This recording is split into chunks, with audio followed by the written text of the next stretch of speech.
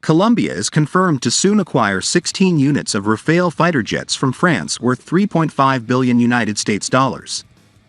Bogota on Wednesday, December 21, 2022 stated, "This will be the first purchase of Rafale by a country in South America." The Rafale will replace the Israeli-made Kfir fighter jets that have been used by the Colombian Air Force since the late 1980s. This omnirole fighter jet will be tasked with defending Colombian airspace, fighting organized crime and conducting aerial surveillance. Before deciding to go with the offer from France, Colombia had considered two other offers from the United States and Sweden, namely the F-16 and Gripen respectively.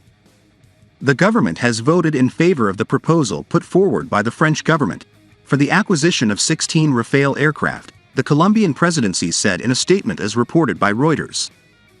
In addition, so far the proposal from France is the best for the country in terms of price, efficiency and operation.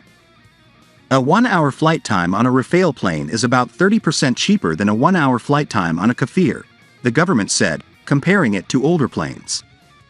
No contracts have been signed until the time this news was revealed. But the decision has been taken by President Gustavo Petro, who last August officially became the first president of Colombia from a left-wing party. The new president is eager to upgrade the Colombian Air Force fleet. President Petro said the renewal of the Air Force was necessary because the Kfir fleet had been in service for more than 42 years and had been operating in Colombia for more than 30 years.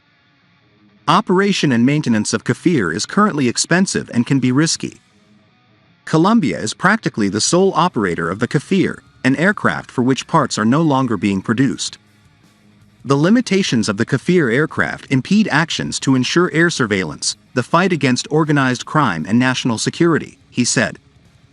The implementation of the contract acquisition for 16 Rafale is planned to be completed within the next 5 years after the contract is signed.